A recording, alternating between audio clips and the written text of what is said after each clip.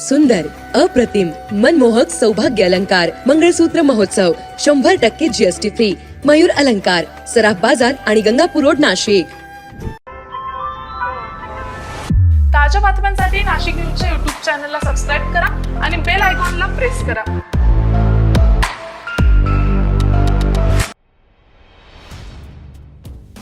पहलगाम हल्ल्यानंतर जम्मू काश्मीरसह वैष्णोदेवी आणि केदारनाथ येथे गेलेल्या भाविकांसह इतर प्रवाशांना युद्धाच्या परिस्थितीनंतर परतीच्या प्रवासासाठी विशेष खबरदारी घेतली जात असून त्यांना परतण्यासाठी दिल्ली विमानतळावरून विमानांची सोय करण्याच्या सूचना ट्रॅव्हल असोसिएशनने दिलेल्या आहेत. अद्याप दिल्लीसह मुंबई आणि नाशिकचे विमानतळ सुरू असून प्रशासनाने या संदर्भात सर्वच यंत्रणांना सूचना दिलेल्या आहेत. पहलगाम हल्ल्यानंतरही तणावग्रस्त भाग वगळता इतरत्र जाण्यासाठी पर्यटकांचा ओढा हा कायम राहिला. त्यातच वैष्णवी देवीच्या प्रवासासाठी भाविकांनी प्रवास सुरूच ठेवलेला होता. याशिवाय विविध कारणांनी काश्मीरपर्यंत गेलेल्या पर्यटकांना युद्धाच्या परिस्थितीचा फटका बसला. त्या परिसरातील सुमारे 23 विमानतळ तात्पुरते बंद करण्यात आल्यानं जवळच्या विमानतळावर पोहोचण्यासाठी प्रवाशांची सोय करण्यात येत असल्यानं कोणत्याही प्रकारची अडचण नसल्याचं सूत्रांनी सांगितलं. भारत पाकिस्तानमधील सध्याच्या तणावपूर्ण परिस्थितीमुळे देशातील काही विमानतळ तात्पुरते बंद ठेवण्यात आलेले आहेत. बंद असलेल्या विमानतळाजवळ ग्राहकांसाठी पर्यायी व्यवस्था उपलब्ध केल्या जात आहेत.